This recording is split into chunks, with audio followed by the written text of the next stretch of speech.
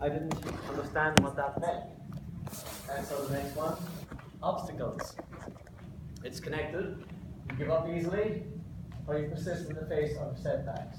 And so we, as teachers, think about this. And so on Monday, I'm going to work on challenges.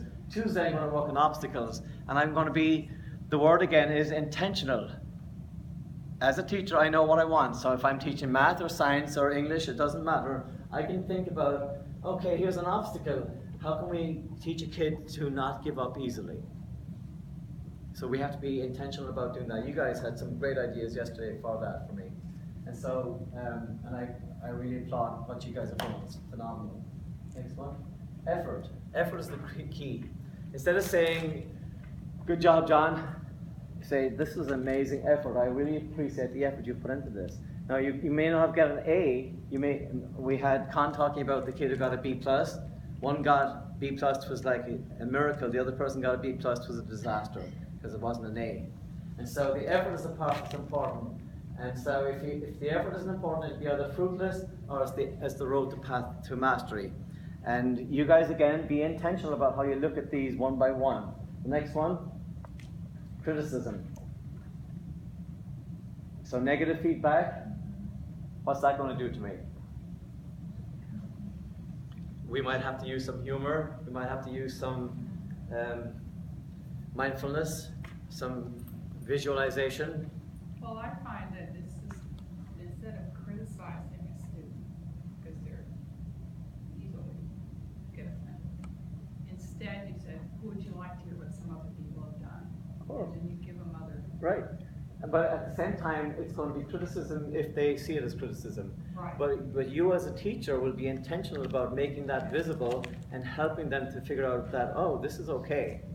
And then I'm not going to be labeled a C. If I'm going to be always labeled a C, if I can't be Casey and always be in front, I'm not going to do cahoots anymore. I don't want to do it because Leah beats me every time. I don't want to do it.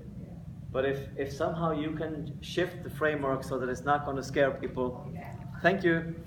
And if it's going to be a safe place, then I might be able to handle this. But the point is, we're now making it visible.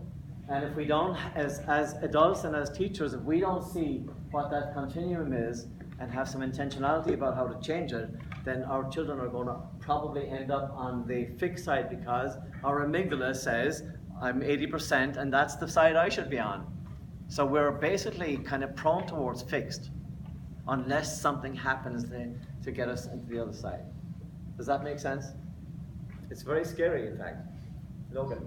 So, more on that point of how do you constructively criticize people. I know that I tend to take criticism really harshly, and that's probably because I, just like most people, I think, am my worst critic. So what if you, instead of saying, you know, this was wrong, you should have changed this sentence is bad, what if instead you ask the student, what do you want to change about this? What do you think were your weak points? And then try to build from there. Because I think that maybe if it's their idea. Right. So you're absolutely correct, of course, and that's what this model is all about. And so instead of being critical about it, you say, what was surprising? Surprising is easy. You say, oh, I was surprised by that. Okay, now, what did you know already? Did you see in a new light? So you're seeing what you used to be. That could be a place for criticism, but it's not. But now you see you can advance it. And then you get to talk to people and revise your thinking. So that takes care of all that criticism, the negative stuff.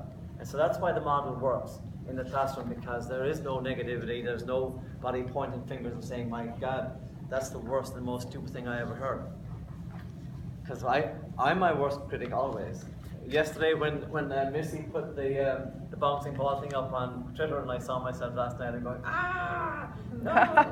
And it's very funny and it's good. And I'm not too bad actually, but I still have that voice that tells me, I can't believe you did that in public. But there it is, it's out there. And I was watching it going, wow, I'm so glad they put that out there. See, I'm my critic, and he's right, I am my worst critic.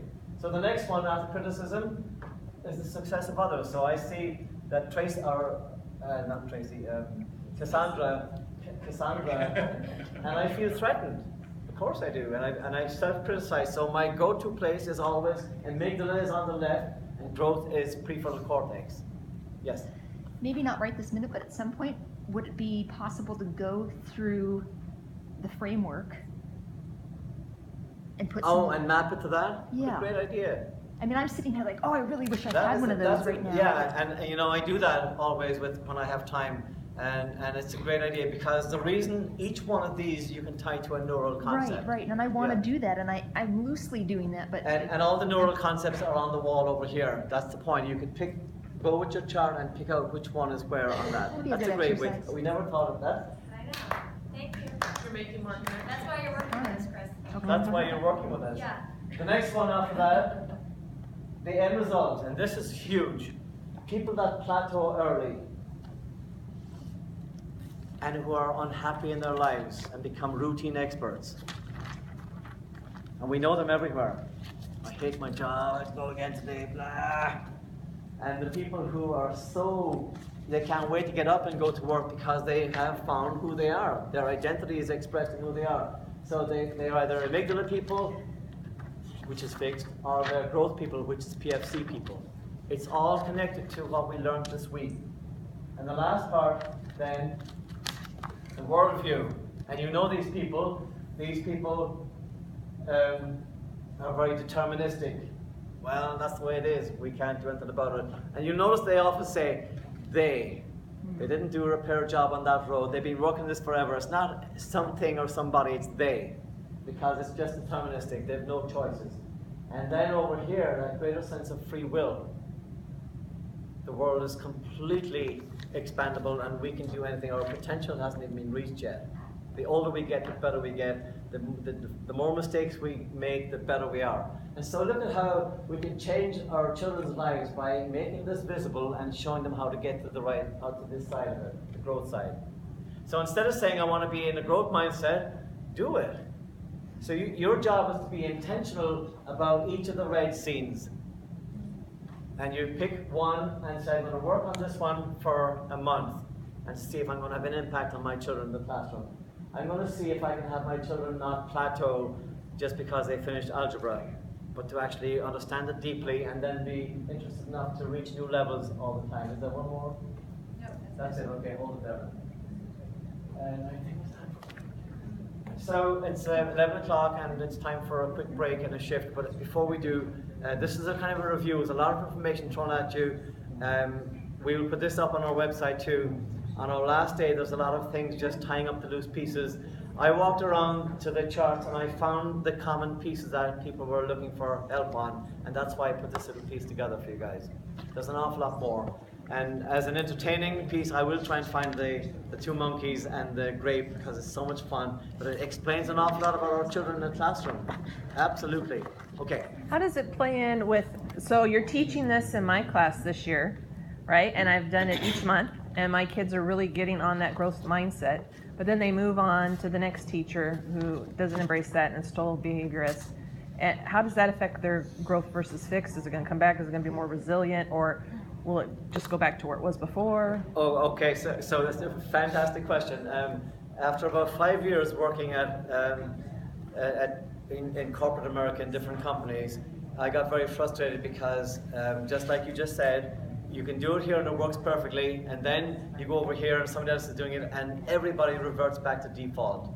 And so the go-to thing, there are two things you have to watch for as you step out. Number one is the implementation dip. So your life is going nicely, you try something new and it goes bad for a while. Think about, I play tennis, we'll say, and I'm always going to serve like this.